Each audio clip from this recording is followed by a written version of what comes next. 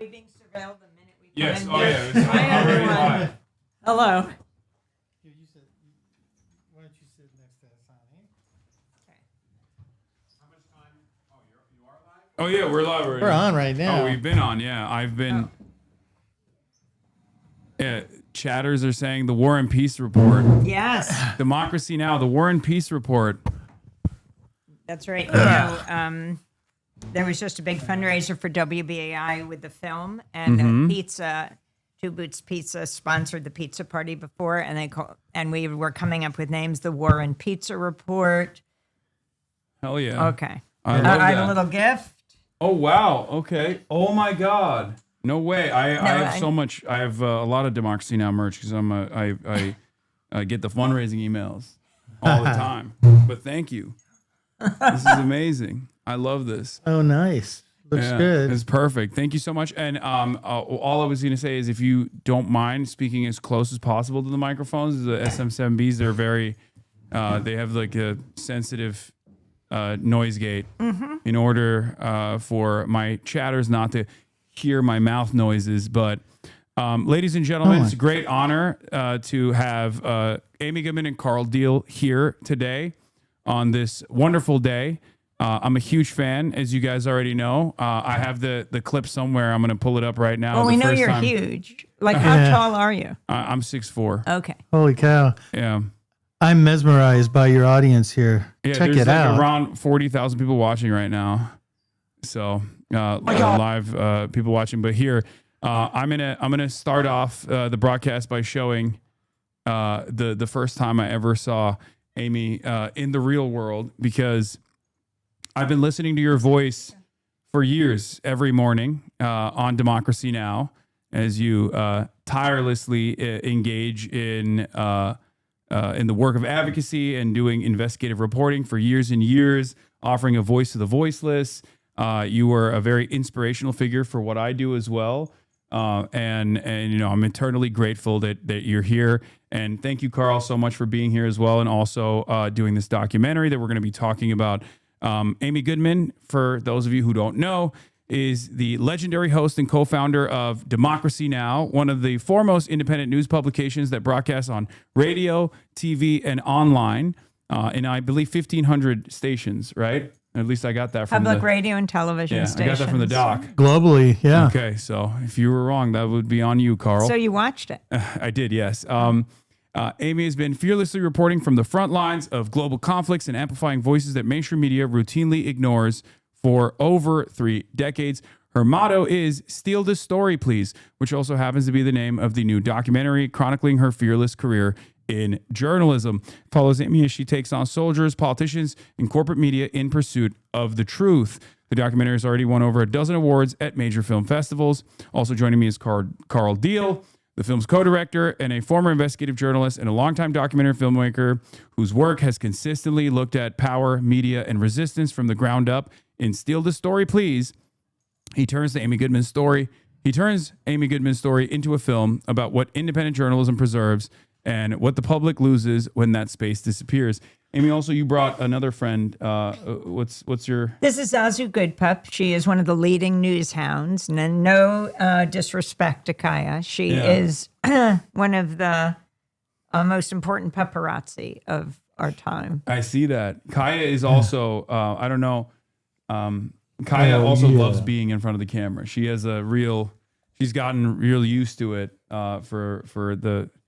through the many years that I've been doing, merch photo shoots and things like that. And she knows how to strike a pose, and she will get in here when she feels like she's not being sufficiently paid attention to. Zazu's probably the most popular character in the film. Tell them what happened at Telluride. This is such an interesting story. Oh my God, I don't know if I should spend time telling this story. There was, at the Telluride Film Festival, it's different from all others. You don't know what films are going to be there. And Carl and Tia's film, Steal the Story, Please, was invited to the film festival. When we got there, we then learned that all different films, and the film about Bruce Springsteen was also there, Deliver Me from Nowhere. and Jeremy Strong and Jeremy Allen White were there. Actually, Bruce came, and so did John Landau, because it's a story of that friendship. And it's an important one. I didn't know what to do with Zazu at the time because I had to leave her in New York, so I asked a friend, Patty, to take care of her. And then it turns out that this film was there. John Landau was there. She had gone out with his brother for quite a long time, John Landau's brother, Patty, who was taking care of Zazu. And I said, oh, my goodness, this film is happening. Deliver Me from Nowhere. John Landau is here. Bruce is here. And she said, what is wrong with this picture? You are a Telluride, and I'm sitting taking care of your dog in New York. Yeah. It's beautiful.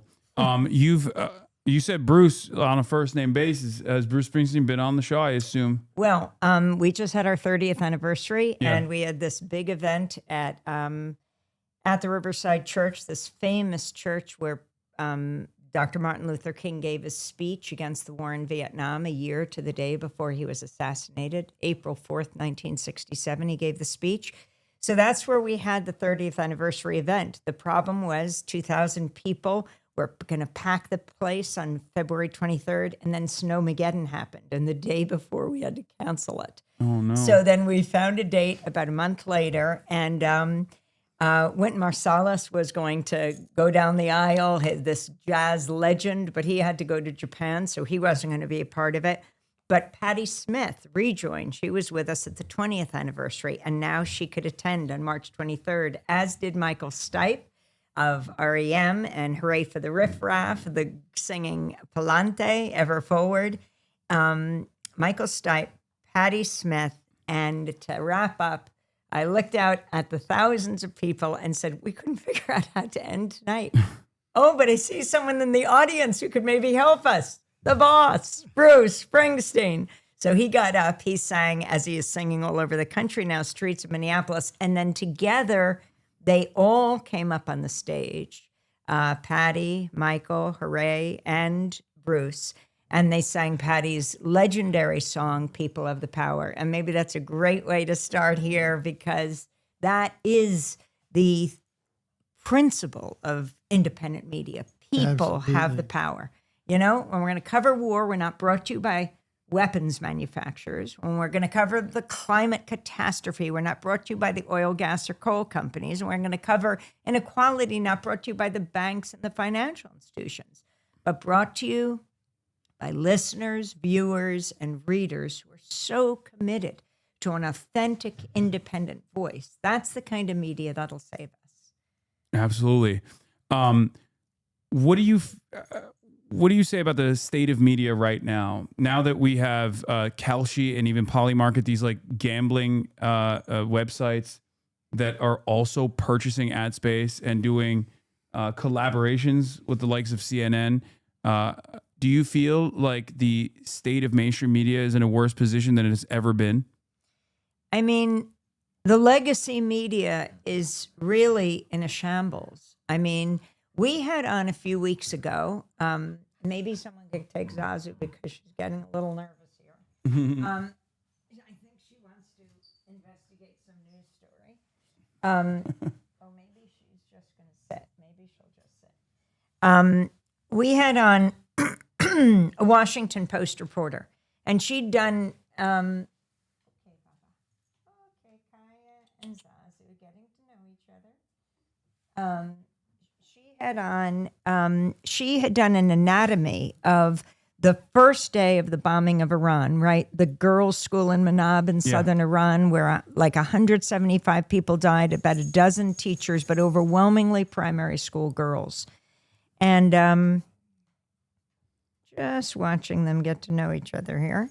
And, you know, I think it was a U.S. Missile that most likely was used in this. President Trump tried to say it was Iran was using it, but they don't use these particular U.S. missiles. The Tomahawk missiles, The Tomahawk missile. So she had done this really explosive expose, but she wasn't doing it for the Washington Post because she had just been laid off, as had hundreds of Washington Post journalists, right? Jeff Bezos, who founded Amazon, owns the Washington Post. They developed their motto, democracy dies in the darkness. under Bezos, but that's exactly what's happening now. They laid off almost their entire Middle East department, their division of reporters, as U.S. and Israel attacks Iran. And this is extremely serious. What is happening to the media? The corporate mergers, you have CBS and you have, Skydance merging with Paramount, owning CBS and 60 Minutes. And how did they get approval for this corporate merger?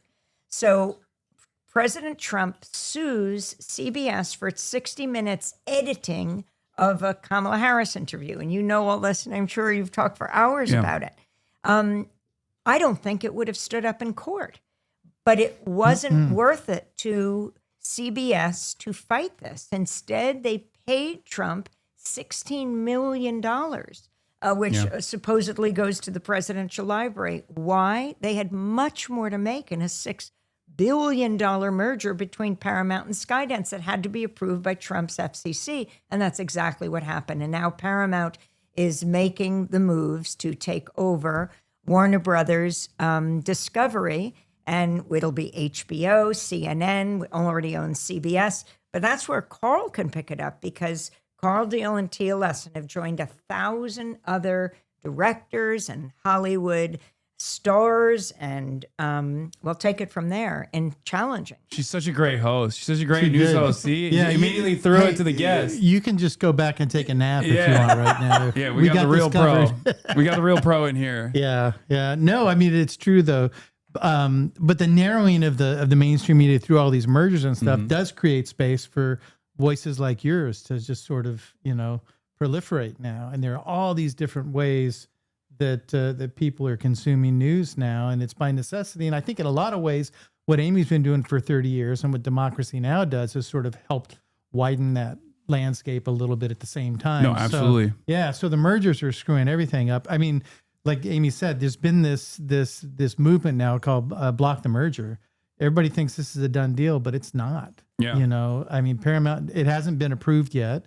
And once it does get approved, the states can also get involved and try and stop this. So, Jane Fonda's one of our executive producers. Rosario Dawson's one of our executive producers. Julie Cohen, Tia. We've all signed this letter Tom with hundreds of our colleagues. We've signed this letter to let people know and are trying to bring some attention to it, because it not only affects the business, but it affects the consumer and what it is that we have access to, right? Yeah. So no, absolutely. Because freedom of the press, the reason it's enshrined in the Constitution is much more than freedom of the press. It's about the public's right to know. And that's how a democracy functions. And when you erode that, when the president calls the press the enemy of the people, that is taking us down an authoritarian road that must be challenged. As Maria Ressa says on Democracy Now!, that's included in Steal the Story, Please, the new documentary. The rights we lose today, we may never get back. Yeah. So can I see you fanning out to Amy here? Are you gonna play this? Okay. Yeah, sure. I was going to move on to the questions, but you're right. This is the first time I ever saw Amy Goodman in real life. At the DNC last year, or 2 years ago. Oh my God. Oh my God. Excuse me. Oh my God. I'm such a big fan of you. And you had no idea who I was. You're like, what is this tall person yelling at me for? Amazing. Can I take a photo with you? Yes, you can. Oh my God. Yeah, oh my God. We're live Yeah. right now. Oh my God. Chat. I don't even know if this is Hasan. Hasan the Hunt. Hasan. Oh, you guys have? You guys know who I am? Oh my God, that's crazy. You're amazing. I love you. I love you so much. I love all of you guys. You guys are incredible. Thank you. Hi, of course. Hi, Hasan. Sharif, nice to meet you. What's going on? I got the hat and everything. I'm also a donor. Someone sent me from your donation. Liver, organ, what organ? No. Not an organ. No. This is incredible. are inspirational. You literally are so important in motivating me to do what I do now. There are. I don't even know. Are we live right now? Can people see it? We are. Check out democracynow.org because Oh no, your work. You guys are. spend it to 2 hours a day for the convention, and so we've got endless stuff on YouTube and on our website, democracynow.org. Can I take a photo with you? Is that okay? Oh my God. Here you go. I'm gonna cry a little bit. I'm fangirling. Why don't you come visit us in New York? No, absolutely. So that's what I was gonna say. Someone from your donation department or whatever sent me an email because they didn't know who I was. They just sent me an email as a donor, and I was like, I don't think they know who I am. They just. We do. Well, now I know that you do, but I meant when the donation department was like, hey, you should come check out the studio as a big donor. I was like, no, I don't think they know who I am at all. Let's take a picture. All right. Is it okay? Can we hear? I'm honored. All right, there it is.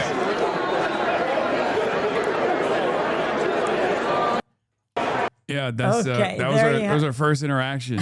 And that's amazing because I'm with all my colleagues there, and it's really a brain trust of Democracy Now! Hani Massoud almost played on the Egyptian basketball team. Oh, wow. He was right there, and he's the first voice you hear in Steal the Story, Please, because we were at the UN Climate Summit in Poland, and we'd just gotten off the show, and we saw And you're Trump's chasing the sole American- representative Yeah. there, and Honey's saying to me exactly who he is, and you hear his voice as we move forward. And then there's Nermeen Sheikh, who is the co-host on course. Democracy Now! In the white jacket. Oh, where's she? And next yeah. to him is, there's Nermeen Sharif Abdel Qaddus. He's right there. And, Sharif is now at Drop Site News. He's behind. And in the documentary, there's this whole part at the Republican convention in St. Paul where it was John McCain and Sarah Palin. And there were mass protests against the war in Iraq. And Sharif and Nicole Salazar went to cover it, our two of our producers, and they immediately got arrested. And Nicole was slammed to the ground. And so I was on the convention floor, and because you've been inside and you've been outside, it's hard to get to the convention floor. Finally, I got there. I had to ask a bunch of questions. I got a call. Sharif and Nicole have been arrested. Oh my God. So we go racing out. We get to that corner. I try to ask for a supervisor, police officer saying, we need to have those two reporters released, but instead they dragged me in and they arrested me. And interestingly, after hours, we were all brought to separate places, but there was such outcry that we were released. I went back to the convention center and someone to interview me, I think it was in the NBC Skybox. And at the end of the interview, when the camera was turned off, the reporter said, I don't get it. Why wasn't I arrested? I said, oh, were you covering the protests too? And he said, no. I said, oh, okay. So I said, I don't get arrested in the convention center either.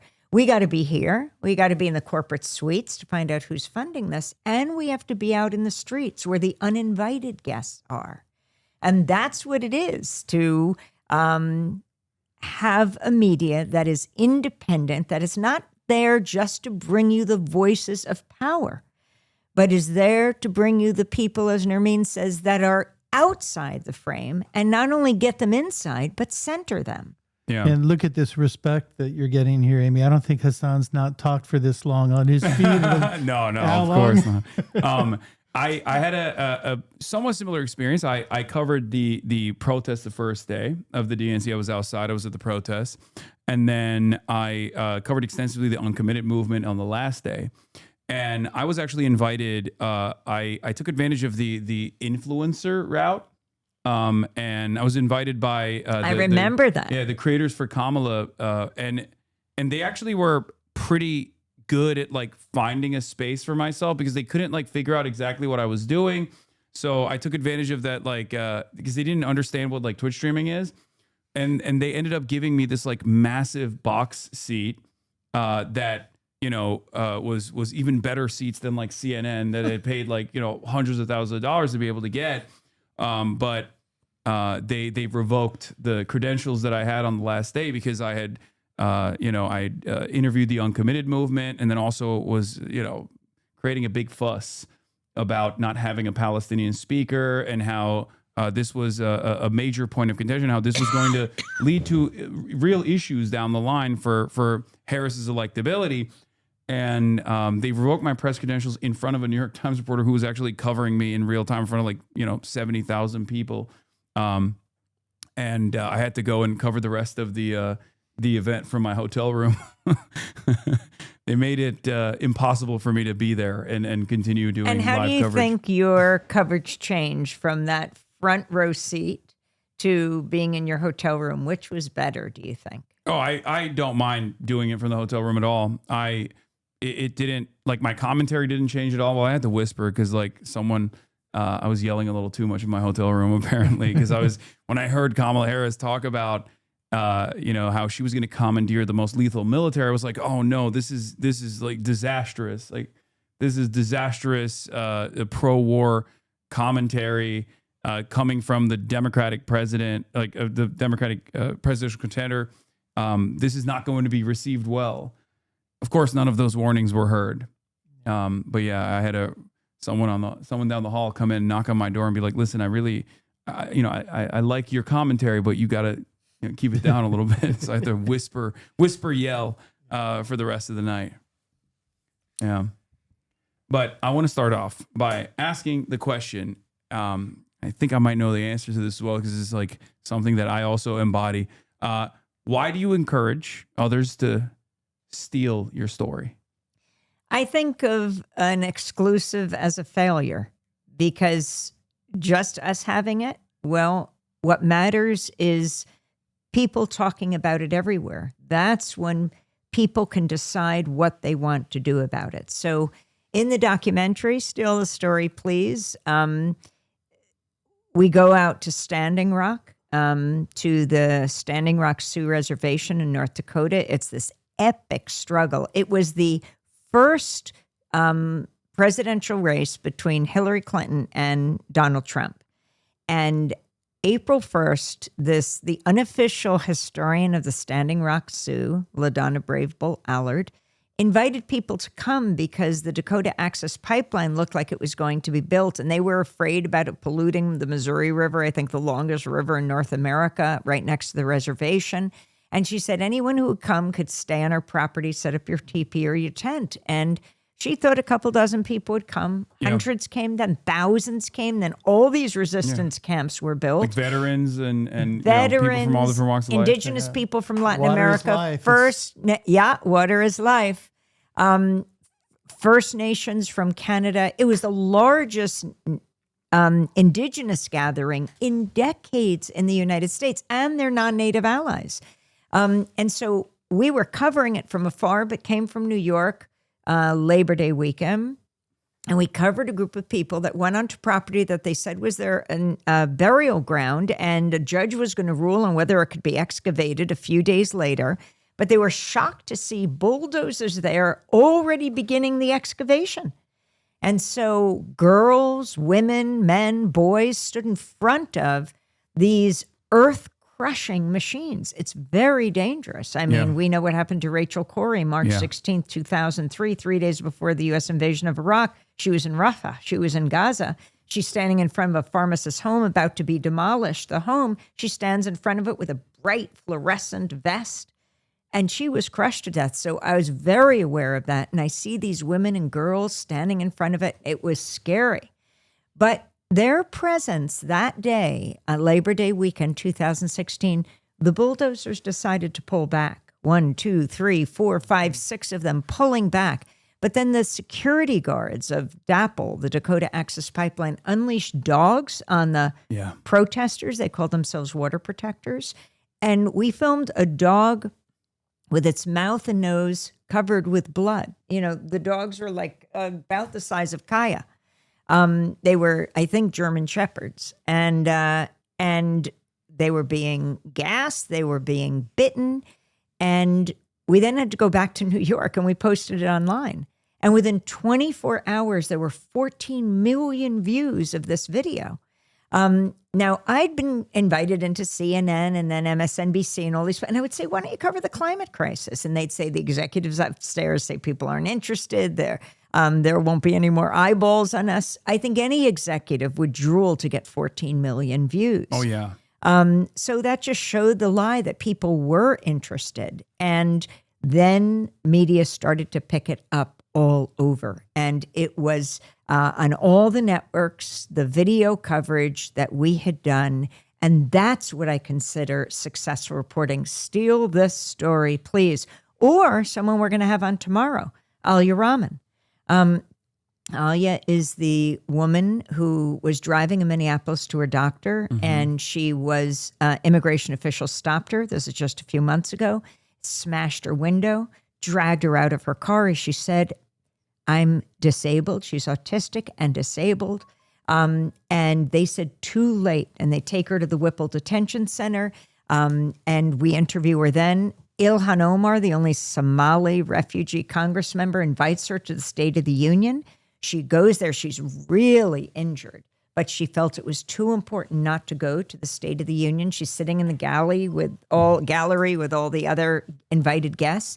And you know how that was. The Republicans. I wouldn't. Your camera will pick up what's on your phone. The Republicans were standing up, sitting down, standing up, applauding, sitting down. That would work the other way too if it was Democrat. And so at one point when President Trump was denigrating the people of the Twin Cities, Alia stood up quietly, just bearing witness. And security took her out. And she had already been brutalized. And now she was being taken down again. So she's arrested. She goes to jail. She was supposed to be on our show the next day for her response to the State of the Union. She got out of jail at 4 a.m. and she says, Amy, she comes on Democracy Now! The next day, I'm wearing the same clothes I wore last night because I just got out of jail and I thought it's important to live up to my commitment. Well, now she is suing. And tomorrow, her and her lawyer will come on to talk about their case. But when we had her tell her story of what happened at SOTU, the State of the Union, all the papers picked up the story because we don't have your typical pundits on who know so little about so much, explaining the world to us and getting it so wrong. We have people closest to the story at the target end of policy.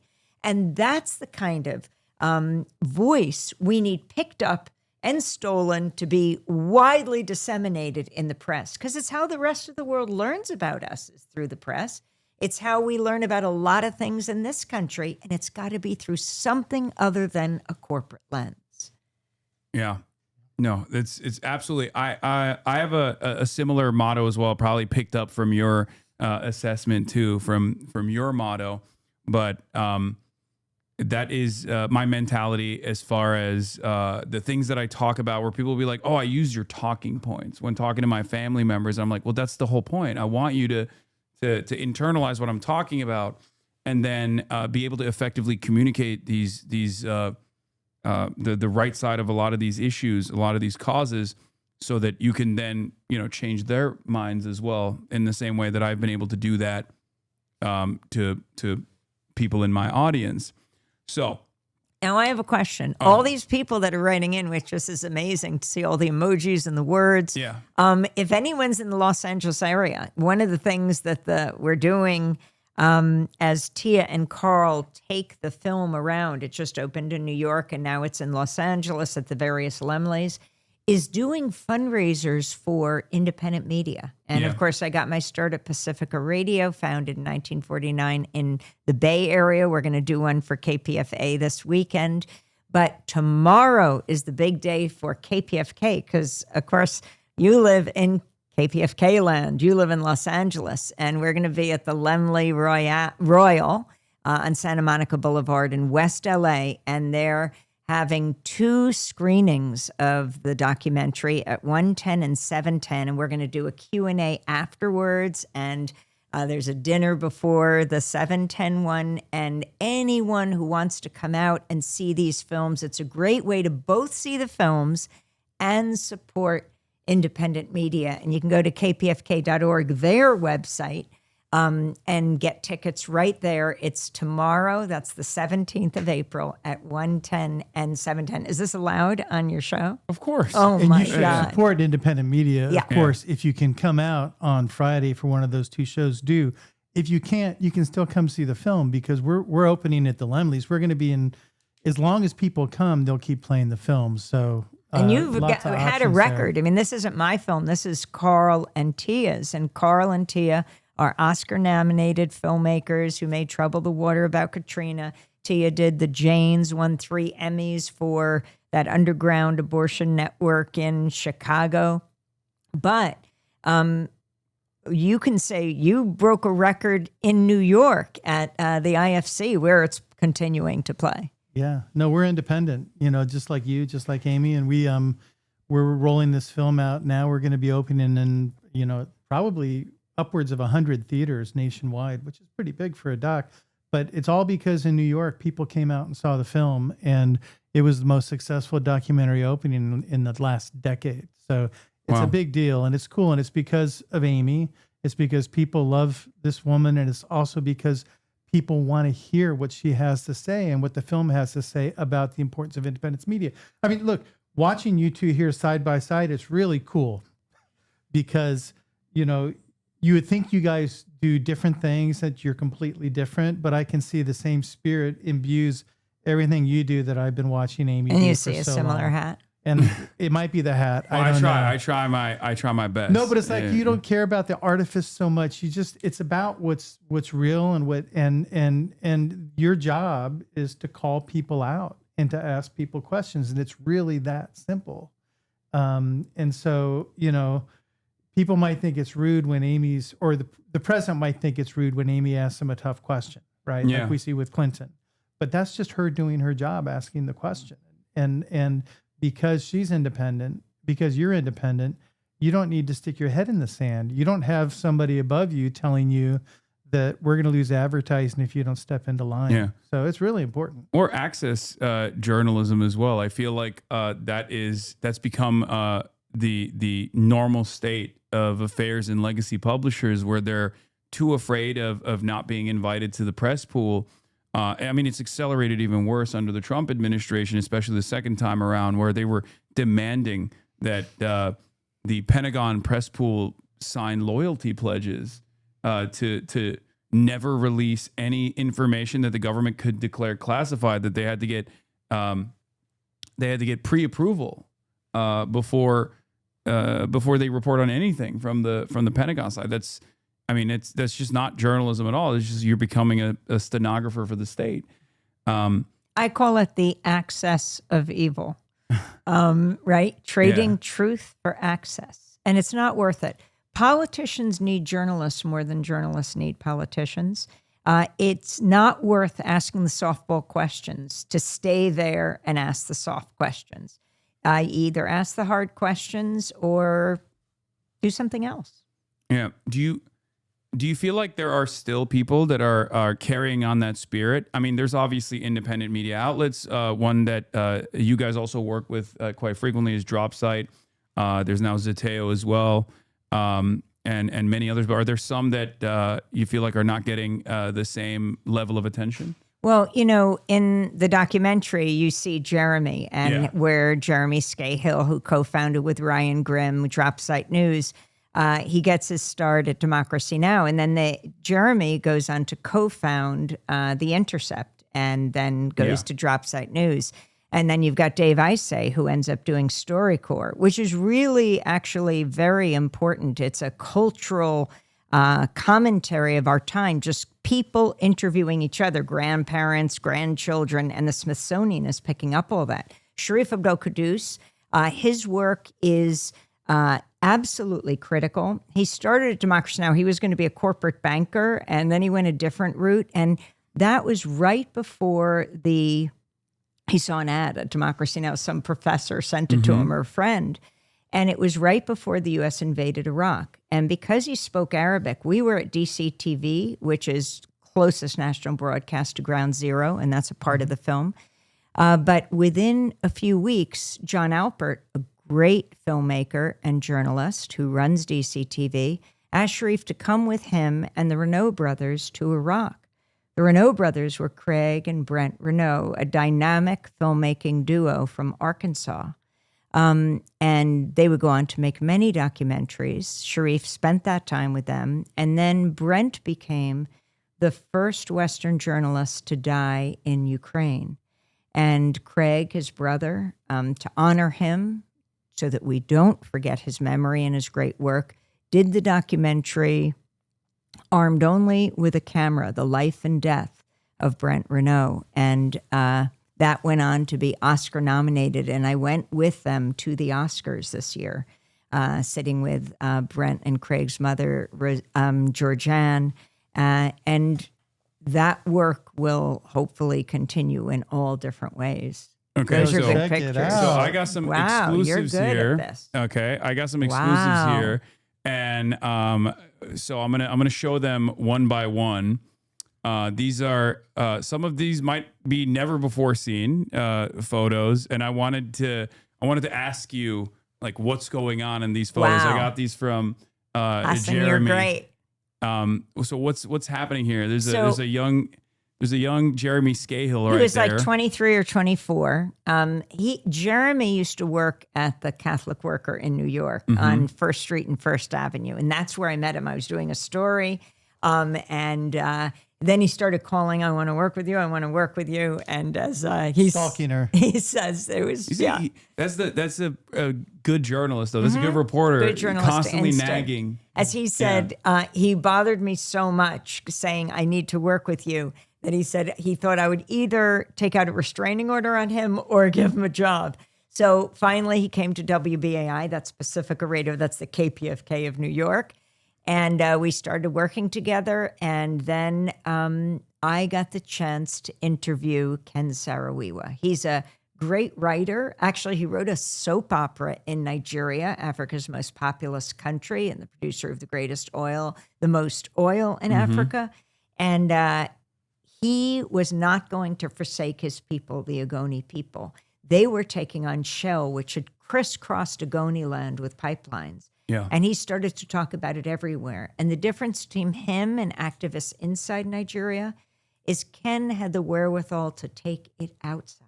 And that was very threatening to Shell because he was taking a story to the Western nations where people would push back.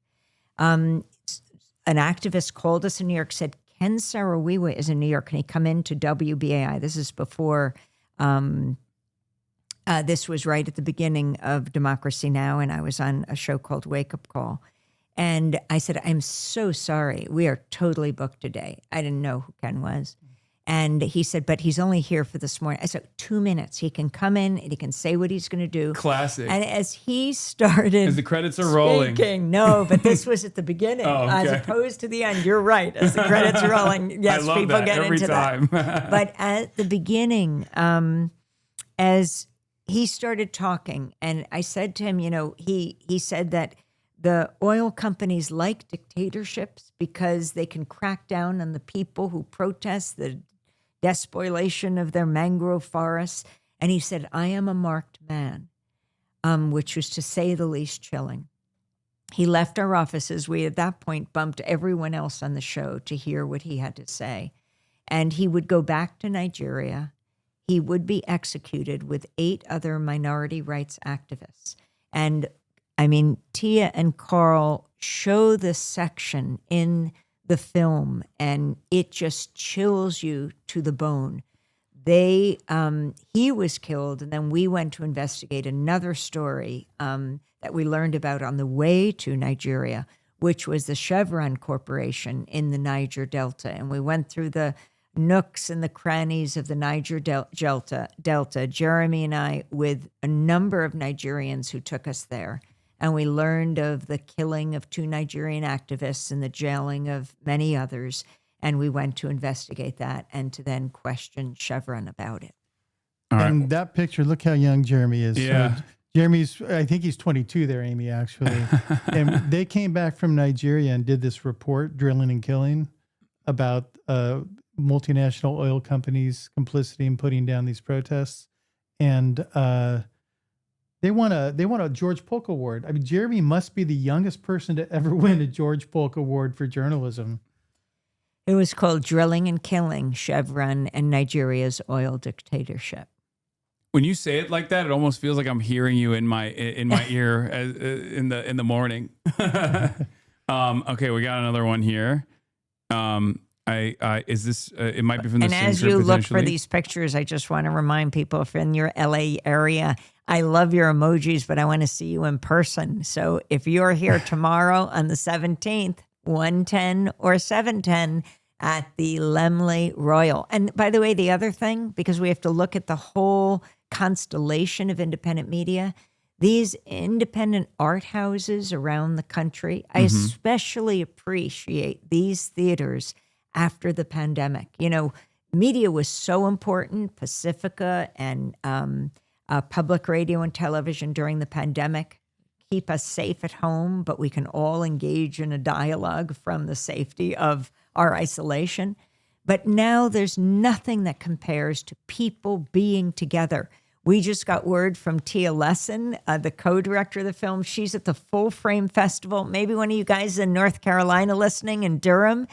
1,000 people packed into the Carolina Theater to watch it today. I mean, On a Thursday afternoon, at 1 in the afternoon, 1,000 people came out to see the film and to hear Amy. It was something else. And what's really cool about this film, I got to say, because T and I produced a bunch of Michael Moore's films, and we've been around a little bit. And when you get an audience, you can tell when you have an audience on your side. You get instant gratification here, Hasan, because you're getting these constant feed. Yeah. When somebody's looking at it on their telephone, they could be scared. You don't know what they're doing with it. But when you see it in a theater, and with this film, it really feels like you're at a No Kings rally, except the sound is really, really good. And it forces you to have an experience with strangers, and it can be really cathartic. And especially when it's somebody with the charisma of an Amy Goodman, who's opening up and sort of letting you get a peek into her life, but also understanding the bigger issues that are so important today, probably more than ever in my lifetime. So. I've been saying go to LA, but I know that you have like a global audience and people can check it out at stealthestory.org. And that's the website of the film. And it's showing all the theaters, and more theaters are being added all over. And they've won all these audience favorite awards at all the film festivals from the United States, Santa Barbara, Santa Fe, Seattle, Woodstock, to Oslo, Norway, the Human Film Festival. If anyone's watching from Norway right now, it's just been amazing to see what you guys did with this film, with the 30 years of Democracy Now! It's not easy. Hi, Jeremy. Yeah, another photo of young Jeremy. Not exactly sure where this is from. Where is this? It looks like an amphitheater, but this one, I personally, this is my favorite. I just recently came back from Cuba and I saw this young Jeremy with the fitted backwards hat next to Asada Shakur. It's an Amon Jordan. Okay. Yeah. I don't know how you let this guy be around you with this outfit. But wait a second. Can you tell us a little about your Cuba trip? Because it's amazing what you did. Yeah. So we went alongside Progressive International. I'm good friends with some of the organizers there. And I hit him up right as Trump had accelerated the oil blockade. It actually started in 2019 with the secondary sanctions. A lot of people don't even know that, but like it got significantly worse in the last couple of months, where the Trump administration decided no oil shipments from any country whatsoever. This was right after the Venezuela operation, where they kidnapped Maduro, cutting off a lifeline that Cuba was relying on. And I hit my friend up, David Adler, and I was like, what do we do? And he's like, I'm already working on it. So we put together this group. We worked alongside Code Pink, the Answer Coalition, brought an international a group of artists, activists, politicians, and the like, and we brought in 40 tons of aid, medical aid, food, necessary supplies. This is after one blackout after another in Cuba. Yeah. And at that point, it was, they had experienced, I think, like 36 hours of rolling blackouts, and it was devastating. I had talked to Ben Rhodes prior to going, to get a feel for what it was going to be like. And he said to me, like, you're going to be very sad when you see it. And he was right. I was very sad when first I was taken aback by how beautiful the island is, but then I was very sad about all this poverty. And then I got very angry because I was like, we're doing this to this country of 10 million people that's unfortunately 90 miles off of our coastline. And I say unfortunately because I feel like we've never allowed this island nation to breathe, and we've limited so much potential that Cuba has, and all for an ideological purpose. At first, because there was a lot of industries that Cuban Americans owned that I guess the American government was not fond of the seizure of.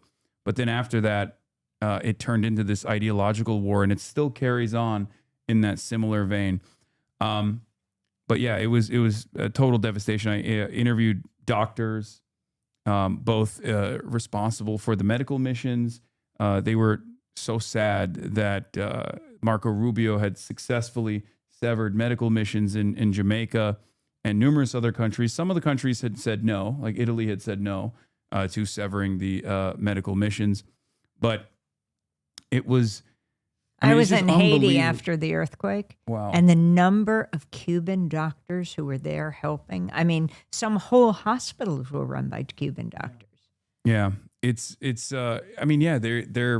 tremendous. The Cuban government, I believe, sends more doctors to poor countries around the world than the G7 nations combined.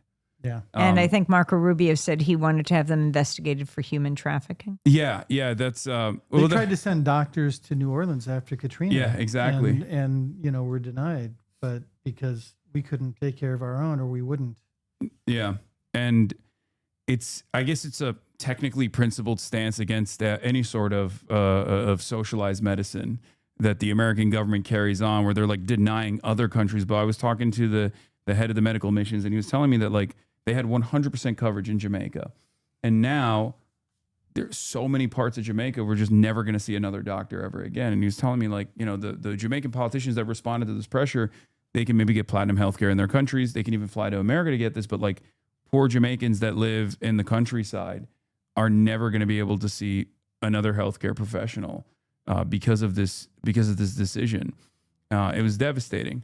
One of the things that I also was shocked to find out about was the resilience of the Cuban people, the amount of biomedical research they've conducted. They've had a lung cancer vaccine since the 90s. America's restricted the distribution of said lung cancer vaccine, even though I think it was a collaborative effort with a Colorado university.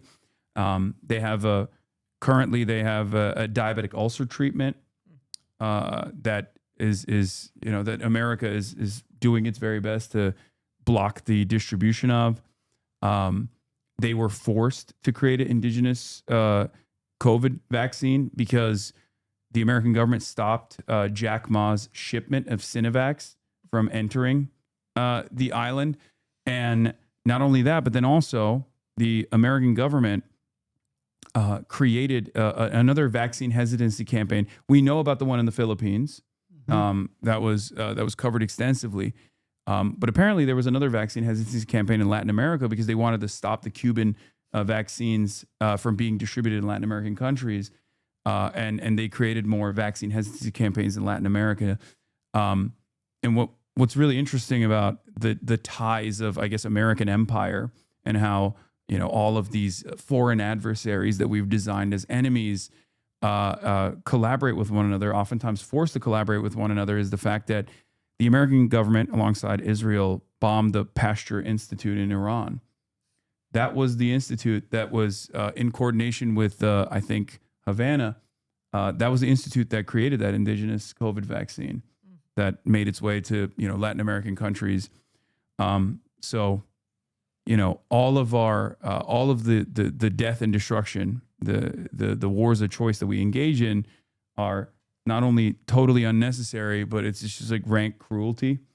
And seeing it firsthand in Cuba, like seeing the impact of it on the Cuban population, it was devastating. Yeah. Yeah, it is. I mean, that's why it's important to be places to be witness. Oh yeah. That's what journalists do. And it's such an important job and it's such an important service. And, it shouldn't be a business. It shouldn't be dictated by the business interests of the parent corporation. And that's what the problem seems to be right now. It's not a new thing, but we just happen to have an openly transactional president who has, pulled back the curtain and doesn't even try and hide it. There's a little bit of opportunity there, though. At least in my experience, what I've found is that the way in which Trump communicates the vulgar nature of American empire has been illuminating for a lot of people that may have inadvertently believed in the liberal interventionist attitude, where they thought, sometimes America engaged in cruel actions, but it's all for a good purpose. Now that Trump has just ripped that shroud and is very open about how violent he is and how he's doing this for extraction of natural resources and the like, I think that there are a lot of liberals that might recognize the true nature of American foreign intervention. And not only liberals. I think what Trump is doing is really cutting across the political spectrum, in some cases uniting people across the political spectrum against him. Yeah. But how long were you in Cuba? How long? Only for 3 days. Yeah. Our motto is, and it's exactly what you did, is go to where the silence is.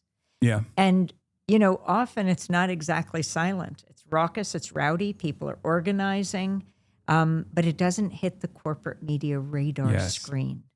And that's why it's so important to break the silence. Yeah, offering a voice to the voiceless. There's always a perspective of the populations that are withstanding American intervention, sometimes even violent intervention. And I always find it interesting that we never get to hear from them, right? Even if it doesn't suit the purpose of the American State Department, like, we should still hear from them. This is one of the things that I really appreciate about like what DropSite does as well, which is to go directly to the Hamas Politburo and to talk to the Ansar Allah movement and hear what their attitude is and where they're at. I think everyone in mainstream news also has that opportunity. They just choose not to engage in that because they're terrified that they might hear an argument that they understand, that their audiences might be receptive to. Yeah, and I think also they don't have the freedom within those institutions. I mean, let's give the benefit of the doubt to most of the people who decide they want to be a journalist and that they want to do it because they believe in the public's right to know. But, people choose to work in these institutions that don't give them the freedom to really live up to that ideal.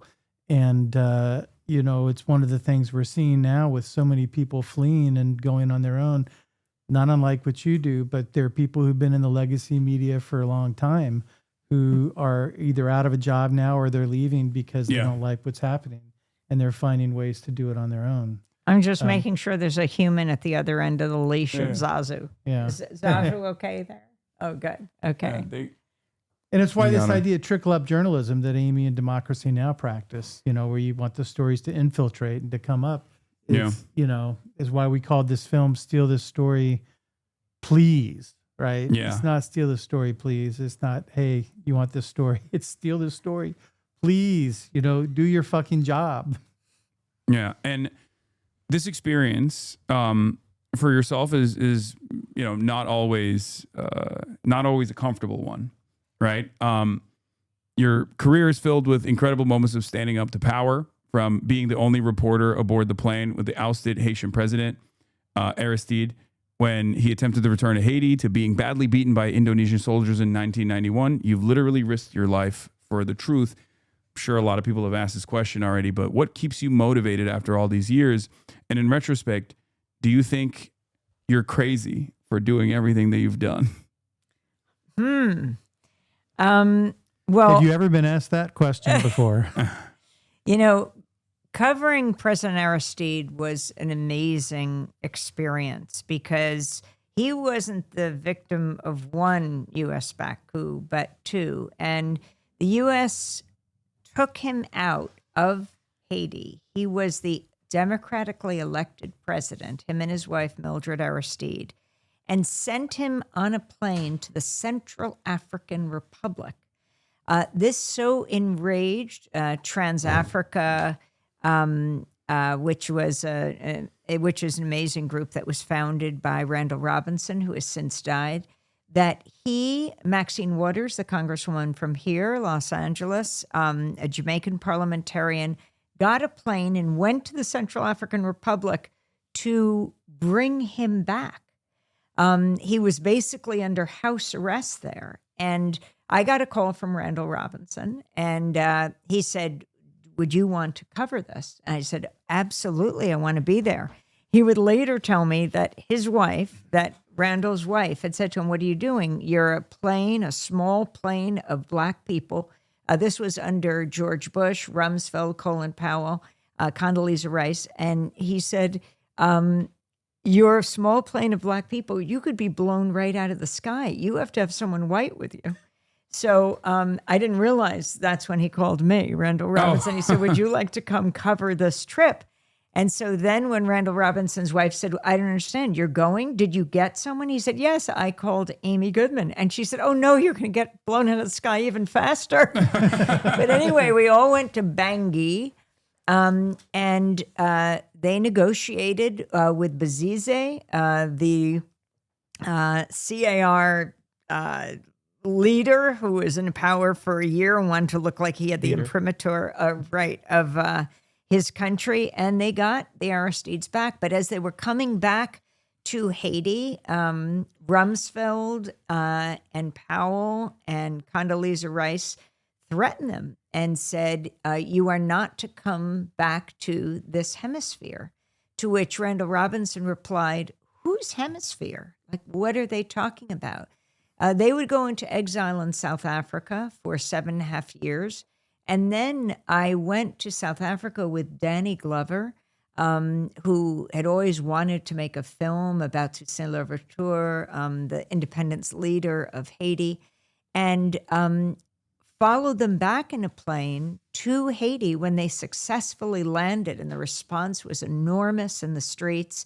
I mean, that was an incredible experience. From that to, East Timor is a story of epic horror. It's one of the great genocides of the late 20th century. A third of the population was killed by the Indonesian military, which was armed, trained, and financed by the United States. They invaded December 7th, 1975, and for the next quarter of a century, they killed off the people. And I covered East Timor, went there with my colleague Alan Nairn, who was writing for The New Yorker, and on November 12th, 91, we witnessed and survived a massacre of over 270 Timorese. We thought our presence as Western journalists could head off the attack because we came from the same country the Indonesian soldiers' weapons came from. Yeah. But unfortunately, it did not head off that attack. But as information came back to the United States, and you see that scene in the film when I'm questioning Mike McCurry, the spokesperson for President Clinton, Congress actually had cut off military training aid to Indonesia. Was Clinton really going to restore it? And he got angry, McCurry, and he said, the turnip is dry. And what was most interesting about that whole interaction with the White House press corps is that a bunch of the journalists giggled with him, laughed, and that kind of peer pressure. Who cares? Because we're talking about lives here. We're talking about life and death situations. But in 1999, the people of East Timor got to vote for their freedom in a UN-sponsored resolution and a referendum. And 3 years later, they became one of the newest nations in the world. Yeah. So democracy now, throughout the last couple of decades, has been competing with corporate industry titans like CNN and Fox for 30 years while sustaining itself on a financial model of newer, leaner publications like Dropsite or Zeteo. How do you view Democracy Now's role in this transition towards viewer-supported news, and how do you expect the news landscape to change in the next 30 years? I can't predict how it's going to change. Couldn't have predicted social media platforms, but what we do is go to where people are. And so we started 30 years ago. There wasn't even the word podcast. We had to figure out how this 59-minute show was going to get to radio stations. So we put it on the intertube. So we put it at democracynow.org, and radio stations could take it. Other networks, would pay money to put it on satellites. We didn't have the money. Mm-hmm. But because we established democracynow.org, we immediately, before almost all other networks, had a global audience. And then we'd have, you have the headlines, and then you'd have segment 1, maybe someone in Mexico would transcribe it. Segment 2, someone in Montana. Segment 3, someone in South Africa. We'd have our transcription coordinator post it online, and we'd have the full transcript. This built the audience. And then reporters could take these voices to the press briefing of the Pentagon or the State Department or the White House. And these are the original voices, right?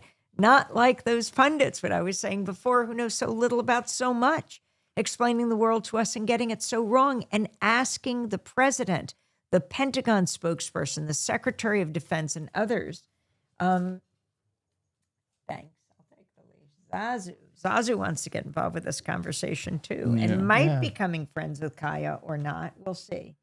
Kaya's checking her out. So they weren't podcasts then, though. I was just talking to Amy's colleague Dennis yesterday about this, and they called them I think, is it MP4s? RSS enabled MP3. And that's how stations started taking it. And then that was 1996. And 5 years later, the week of the 9/11 attacks, we were the closest national broadcast to Ground Zero. I was telling you, we worked out of this downtown community TV where the Renault brothers worked. And we just kept broadcasting. The first plane at the first tower minutes before we went to air. The second plane hit the second tower at 9:03. We were broadcasting at the time 9 to 10. Now we do 8 to 9. And we didn't know what had happened, but people started running down the streets covered in ash. And we broadcast for hour upon hour. And then I knew we couldn't leave because we were within the evacuation zone. If we left our broadcast site, we would not be allowed back. So we stayed there. There was this hammock that I would try to sleep in at night. I'd walk around near the pile.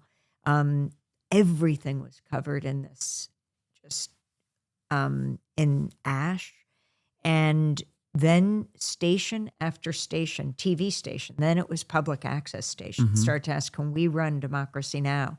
Those are TV stations. We're sending out so many video cassettes. I bet half your audience doesn't even know what a video cassette is. And then when we would send out those, the college station would ask in a town, a radio station, can we run you? Then the PBS station, then the NPR station. All the Pacifica radio stations were running us, and that's how it grew to almost 1,500 stations. Also, our headlines available in Spanish. We have them translated right after the show. So many in Latin America also take our headlines. And that's how they stole the story. And that's how, you asked, so listener, viewer, reader, supported. That's who we turned to from early on, but it was global, and that's what made the difference. In the film, the interviewees often say that other journalists simply do not ask the important questions that you do. Why don't they ask those questions? Well, part of it, I think, is the access of evil, trading truth for access. That's pretty straightforward. And it also, Democracy Now! Is a brain trust of all those people we've been talking about, just people dedicated to the mission of independent media. And we work really hard. The producers comb the world looking for people who are closest to the story. And then with that knowledge of what has happened, questioning those in power. and also having debate and discussions among, people who deeply care about issues, but they don't necessarily agree. And I think that's what makes for this vibrant, really a vibrant grassroots global news hour that Democracy Now! Is. And stations every month are picking us up. But online, YouTube, TikTok, Instagram, wherever people are, we go. We don't expect people just come to us. We have to reach out. Yeah. One thing I've noticed is that you rarely offer your own personal opinion when you cover a story, your own personal commentary. But I'm sure you'd be the first to say that the very language we use to cover an objective story is always going to have its own bias. For example, passive voice whenever mainstream reporters are covering incidents that pertain to police violence, or even that translates to state violence. No matter how closely it resembles terrorism, like in the case of Israel. How do you view your role in shaping narratives and providing your insight into current events? Again, speaking to people closest to the story and hearing their descriptions of what's happening. I mean, the horror of Gaza, hundreds and hundreds of journalists have been killed there. Most recently, just last week, an Al Jazeera reporter, and Israel completely admitted it. I said they targeted him. Yeah. I was just thinking about Rafat Al-Lair, because for our 30th anniversary, in addition to the musicians, and by the way, I don't know if you knew this. Do you know Peaceable Kingdom by Patti Smith was actually written about Rachel Corrie, who I was talking about earlier? I did not know that. About what she did in Rafah, in Gaza, which was fascinating. But Rafat Al-Lair, he is the poet who wrote If I Must Die. We interviewed him in Gaza, revered poet and professor, teacher. He was killed with his family. And at Democracy Now!'s 30th anniversary, we were joined by Mossab Abu Toha. So we played Rafat on Democracy Now!, and then we played Mossab remembering Rafat. And we played Brian Cox, who is the star of Succession, reading If I Must Die. And then Mossab came out trying to keep his composure. He just won the Pulitzer Prize for his essays in the New Yorker and his poetry. And he read his poem, Under the Rubble. And there is nothing more eloquent, more real, less debatable than someone describing their own experience.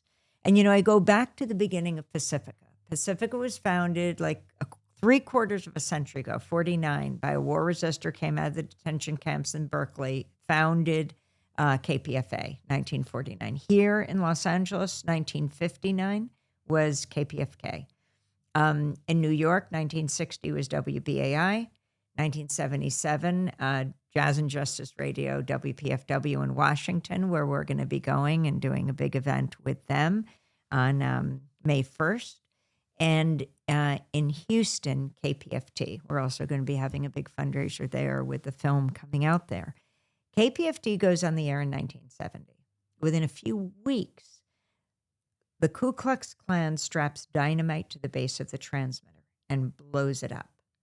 So KPFT acted fast. The community built this station. They rebuilt the transmitter. And right in the middle of Arlo Guthrie singing Alice's Restaurant, the Klan strapped 15 times the dynamite to the base of the transmitter and blew it up a second time. And I thought Arlo Guthrie's song is good. I like Alice's Restaurant, but it was blown off the air. So then it takes months to go to rebuild. And January 1971, Arlo Guthrie comes back to Houston and finishes the song on the air. And it's never stopped broadcasting. I can't remember if it was the Grand Dragon or the Exalted Cyclops, because I often confuse their titles, the leaders of the Ku Klux Klan. But he said it was his proudest act, And I think that's because he understood how dangerous Pacifica is, how dangerous independent media is. Dangerous because it allows people to speak for themselves. And when you hear someone speaking from their own experience, whether it is a Palestinian child or an Israeli peace activist who lost his parents on October 7th, like Maoz Inam, who's working together with Aziz Abu Sara, and they just wrote a book, The Future is Peace. Whether it is an aunt in Afghanistan or an uncle in Iraq, you may not even like the uncle he reminds you of, that uncle, but it challenges the caricatures and the stereotypes that fuel these hate groups. It makes it much less likely that you'll want to destroy someone when you simply hear them speak. I think the media can be the greatest force for peace on earth. Instead, all too often, it's wielded as a weapon of war, which is why we have to take the media back. Absolutely. It was powerful. Okay, so you've covered stories all around the world. We briefly talked about it, but what was the trip that had the biggest impact on your life? I don't know if it's a corny question or not, but what was the biggest trip? What was the trip that had the biggest impact on your life? And do you ever take any fun, relaxing vacations that don't involve paramilitary groups? Oh my God. Sitting on my couch with Zazu is like, for 20 minutes, is like a month on the Riviera. Is that a good enough answer? That's a great answer. It's one that I would probably give because it's a question that I get asked all the time as well. So I wanted to carry it over to you. I'm not broadcasting live 24 hours a day. I know, but you have been tirelessly doing this, you know.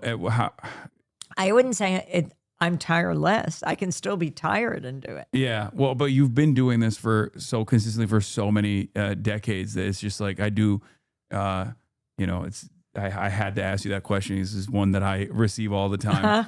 Well, let me try though. I know you're asking Amy, but Amy's so used to centering other voices and other people that I think it's sort of ingrained in her DNA not to be able to answer a direct question about herself. Yeah, because she's very selfless. But she talked about it earlier, and I'm just speaking because I immersed myself in the last 30 years. My partner T and I did, and when Amy, there's no bullshit coming out of Amy when she believes everything she says, and she lives her life by these ideals. And so when she says that surviving the massacre and witnessing those murders in East Timor by an army that was armed and financed and trained by the United States, that changed her, she means it. And then off of that, her reporting changed what was happening in East Timor because it became part of a much larger movement. And that's, I think, so objectively speaking, as an outside observer who had nothing to do with what Amy did, seeing the power that you have as a journalist, that your voice can have to change the course of history or to influence the course of history, I think was the most life-changing thing that I've seen her experience.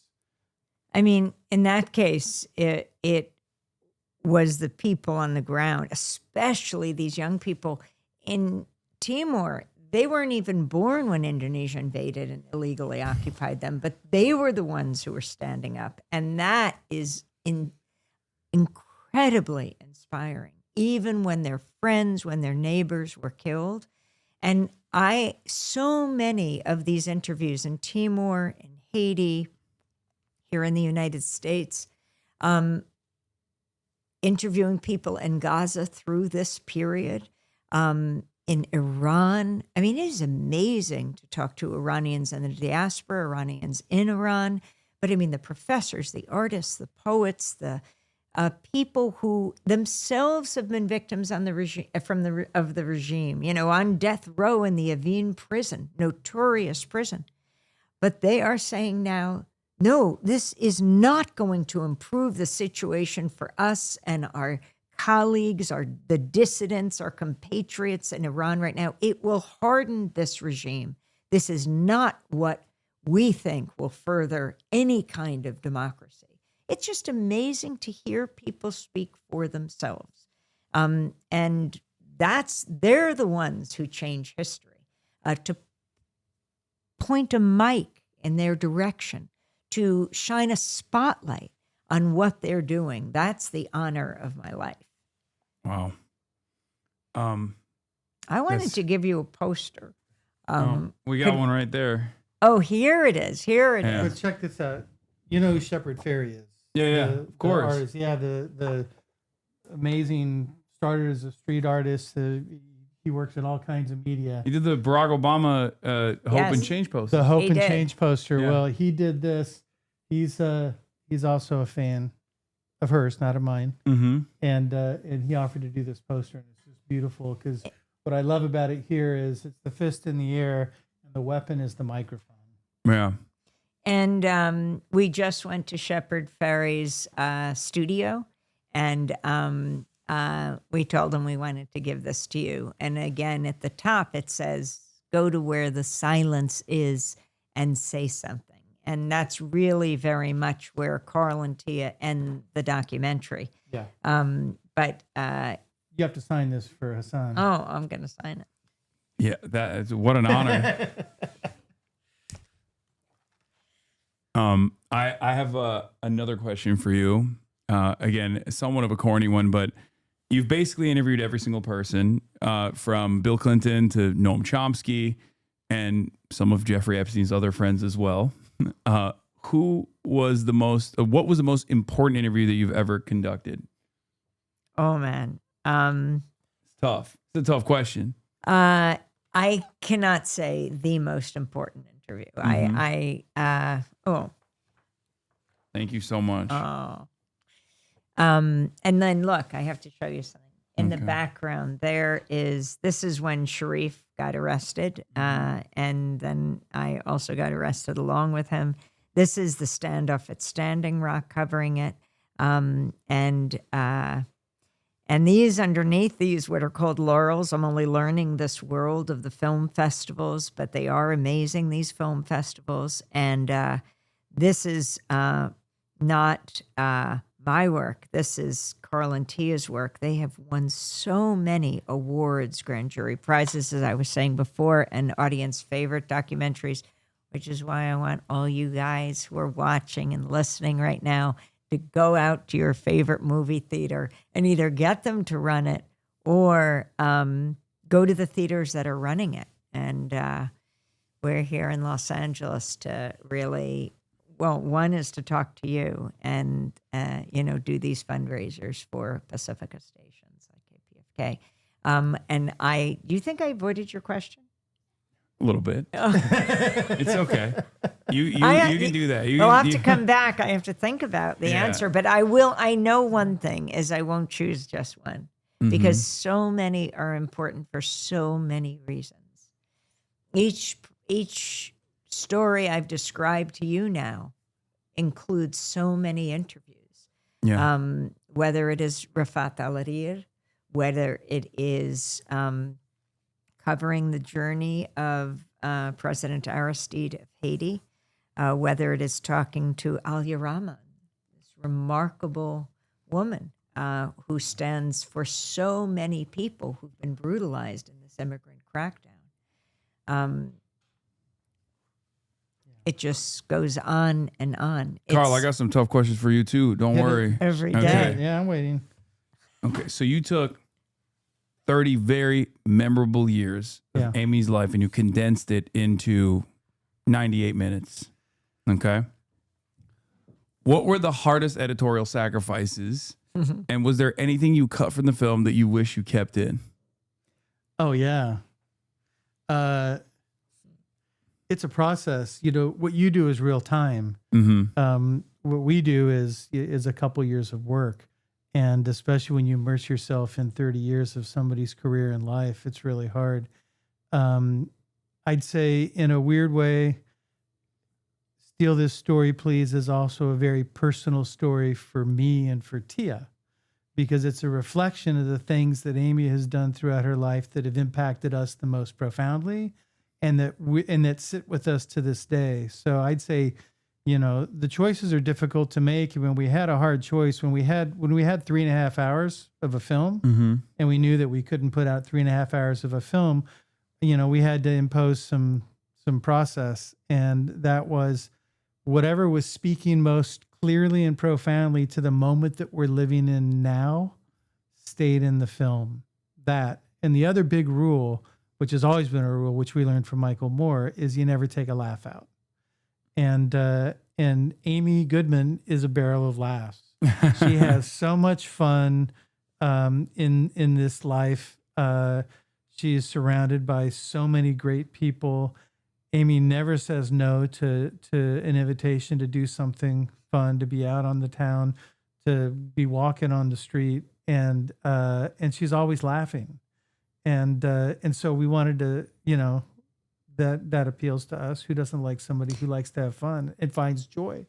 And it's important for telling the story about a person, even though the film is admittedly, it's about a much bigger thing than Amy Goodman, but it makes Amy so relatable. I was just looking at this picture you have up of drilling and killing Jeremy Scahill and much younger me, drilling and killing Chevron Nigeria's oil dictatorship. I think this was at the, that Polk? I think this was at the Polk Awards, and they had us do a large poster. But it made me think about the Overseas Press Club Awards, because we'd won an Overseas Press Club for the award for this. And I'm not here to boast about that, but we learned about the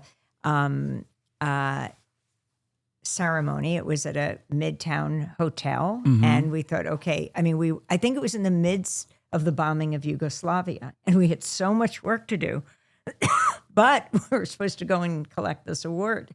So Jeremy and I raced over to the hotel, and we couldn't actually afford to sit and have the meal because it was expensive. It was hundreds of journalists who were there. So we went as press covering our own awards. And but what we saw there was Richard Holbrooke. And he was the U.S. envoy on Yugoslavia at the time. And this was, oh my gosh, it's almost exactly like 27 years ago. And we said, oh my God, this is fantastic. Because we're at this award ceremony, we get to speak to people you wouldn't normally get to speak to. And so this is a real opportunity. We had our tape recorder because we're going to cover our own award ceremony. So we ran up to Mr. Holbrooke, and we said, he had just given a speech talking about how how NATO had bombed the RTS building. That's Radio Television Serbia. Right. They were taking out the body parts of the makeup artists, of the camera people. It was horrifying. This is a civilian site. And so we wanted to ask him a question. And here he is at at a prestigious award ceremony, surrounded by journalists. That's right. This was the perfect moment. Yeah. Right before he spoke, we went up to ask him because we thought maybe we won't get a chance to. Actually, he was going into the bathroom, so we were following him to the bathroom. But he said, no, they made a deal here that I would not answer questions. And the head of the Overseas Press Club came over and said to us, what are you doing? And so I said, well, we were asking Mr. Holbrooke a question. He's the point person on NATO bombing Yugoslavia. Yeah. And they said, no, we made a deal. We're not going to ask him questions because he's our keynote speaker. So then we go back in, and they're announcing the awards, and they come to the award that we were winning. And it was one of the network news anchors, and I think it was Tom Brokaw. And he said, and now the Overseas Press Club Award goes to drilling and killing Nigeria's oil dictatorship. Jeremy had gone up right before when Mr. Holbrook had just finished his speech and said, Mr. Holbrook, because he wanted to ask him a question then. That was Can't our imagine second Jeremy attempt. doing that.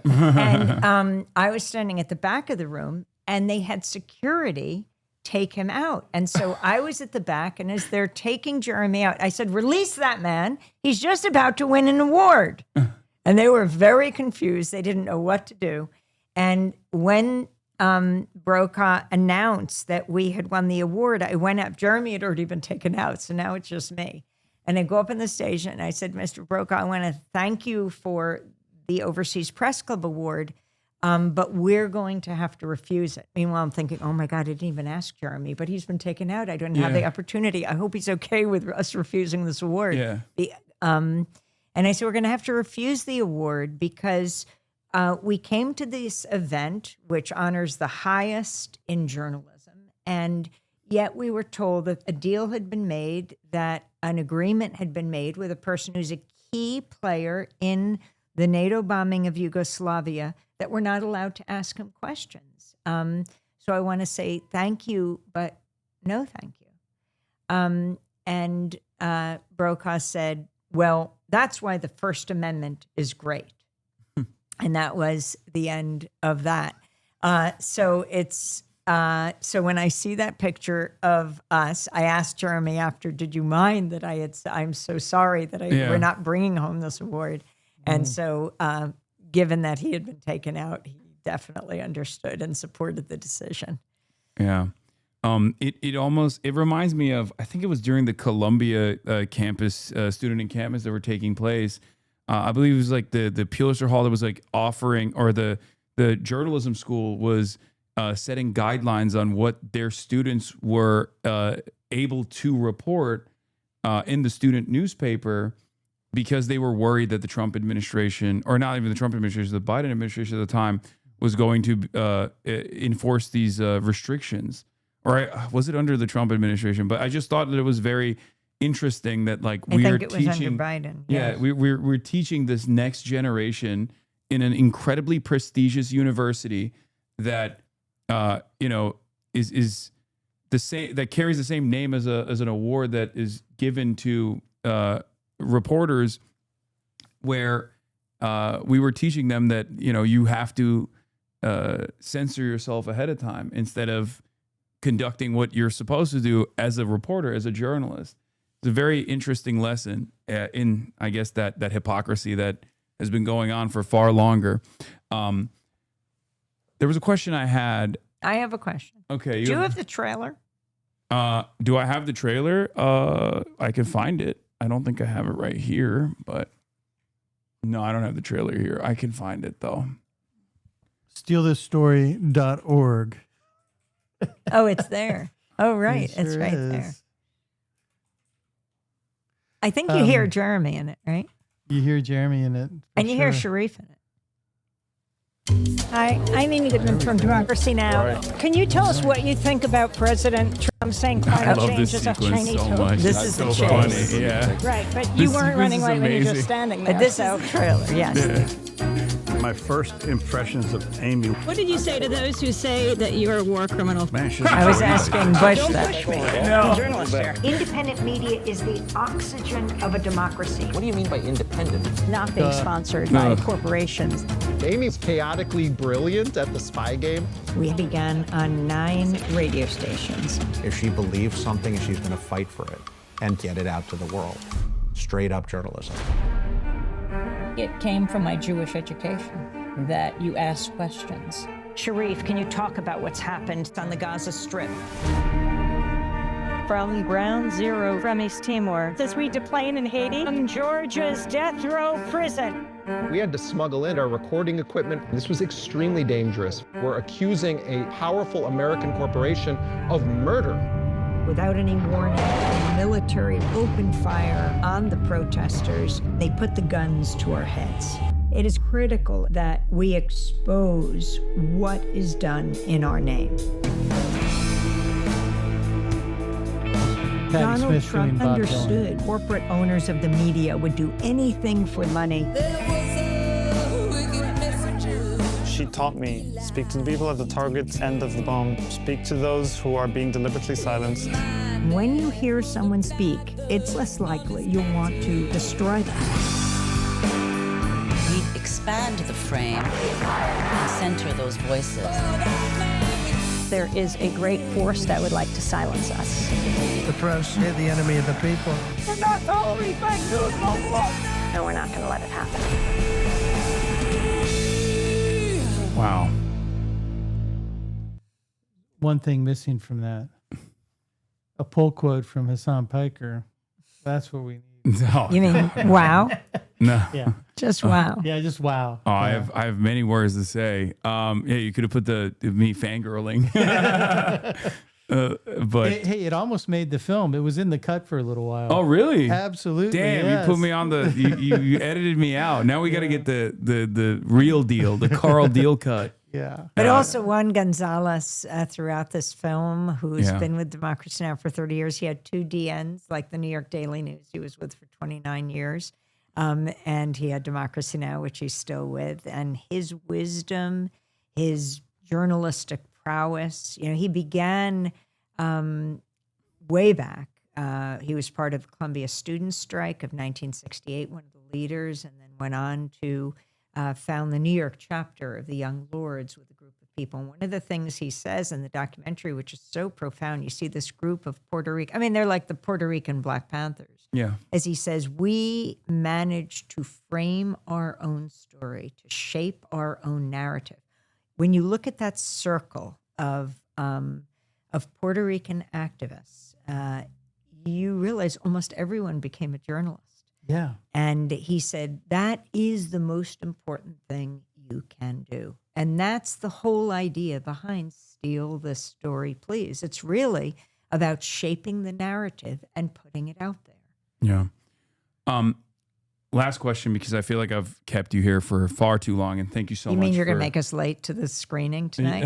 We're doing it with Pamela Adlon, right? Yeah, Pamela Adlon. We're going to is going to be the moderator of this. And then tomorrow, it's a surprise, the 2 KPFK fundraisers. Again, go to kpfk.org and get your tickets there. But you could even show up at tomorrow if you're here at the Laemmle Royal in West Los Angeles, and I bet they'll be able to have tickets for you. But if you're in Seattle, Washington, or you're in Portland, Oregon, if you are in Seattle, IFC in New if you're York, in San Francisco, if you're in Berkeley, if you're in Sonoma, if you're in Chicago, if you're in DC, Boston, we're going to be all over just San run down the Francisco list. this weekend. Everyone keeps saying Coast to you got to coast. hit her with the you have 10 seconds left. You hit her with the you have 20 seconds. You have 30 Okay, seconds. that's right. That I do. Okay. Every time when I This is hear that. exhilarating, getting the instant I feedback. can't get over this. Every time I hear that, I'm like, no, I need to hear more.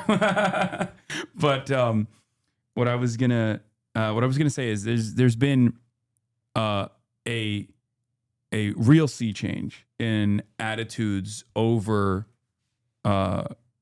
Israel's conduct in the last 2.5 years now. And I feel like that is, of course, the lion's share of that burden comes from the Palestinians who were able to communicate the atrocities that were taking place in real time, sometimes in their final moments. And again, think of all those hundreds of journalists. Yeah, and not even just reporters who are unbelievably brave, but even regular, ordinary Palestinians under constant threat by the Israeli occupation, being bombarded, having their lives destroyed. I feel like that was like in large part due to their bravery, and also because of the fact that independent media, by way of both social media and places like Democracy Now!, were able to take that footage and try to honor the sacrifice, the martyrdom, honor the work that Palestinians put in to showcasing the reality on the ground. Do you feel like there are lessons that mainstream media could learn from that? How do you feel? I mean, you've covered this issue. You've covered the apartheid for decades. It didn't start on October 7, as many people might think. Do you see that sea change? Do you feel like it was rapid? Completely. And I completely see a sea change. Yes, I was there covering the first Intifada, and carrying through to today, the strength of voices there and also here. And being a Jewish journalist and coming from a religious Jewish background, my grandfather was an Orthodox rabbi on my mother's side, and my great-grandfather on my father's side was a Hasidic rabbi. He was the Henry Street rabbi in Lower East Side. I also really carefully monitor the Jewish community and the sea change, especially among young people. Yeah. I know this causes APEC great concern. Oh, yeah. And why I've always been amazed at the universities going after students who are part of the encampments is so much of what students learn, yes, from their own background, but when they come to college and they take human rights classes and they learn about what's legal and illegal and international law, universities should have seen it as such a tribute of the learning and the education of their students. But from my perspective, steeped in the Holocaust, as my family was, my grandmother, a woman of 3 centuries, born in 1897 in Rivne, Ukraine, though it was Poland and Russia at the time. She lived till she was 108 in 2005. She died in Brooklyn. I was steeped in who died and who lived, what family members were able to flee and what weren't able, and who wasn't able to flee. And I was always struck by non-Jewish people and families who would harbor Jews, protect them, put a child in the basement or the attic or in a barn simply to protect them from the Nazis. And I'd always wonder, they're called the righteous. Why would they do this? Risk their own families' lives? And we learned a deep, deep lesson through the horror of the Holocaust. And that was never again for anyone, anywhere. And I think it is not only my Jewish education, I think for Muslims, Hindus, Christians, agnostics, atheists, this is a humanistic education. We cannot afford war anymore. We cannot afford this mass victimization. As reporters, we know no borders, and it is absolutely critical today that these issues be solved on the ground, empowering people to live in a more just society. Oh, powerful words to end it on. Thank you so much for coming on. Yeah, this was a real honor. I listen to you every morning, so I hear your voice all the time. Well, people can check it out on the video and audio podcast at democracynow.org and all social media. Yeah. Thank you for having us on, and thank you for what you do. You know, and don't let them silence you. Oh no, I'm good. I it's not happening anytime soon. I didn't want to get into any of the drama. I don't know how aware you are of like all the other stuff that's going on. I'm a little bit of the main point of contention in a lot of legacy publishers right now. My affiliation with campaigns has been brought up by right wing think tanks. APAC, ADL, and numerous other organizations are trying to forcibly sever my ties with Democratic elected representatives and people who are campaigning.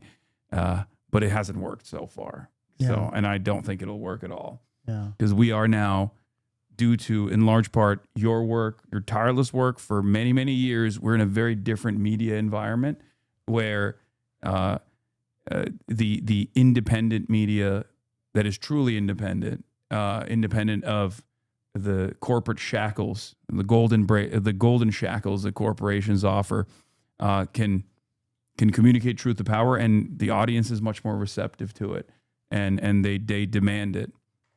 Hopefully, the lesson that they can learn from that is to reestablish credibility that they've lost and do true contentious adversarial reporting, investigative reporting, and not just investigative reporting every now and then so they can like claw back a little bit of that legitimacy that they've lost, but just like consistently engage in that. But yeah, thank you. Thank you so much for coming on. This was a real honor. Thank you so much, Hasan. And thank you so much to this amazing tens of thousands of people who are listening and watching right now. This is what community looks like. Yeah. Absolutely. Yeah. All right. Thank you.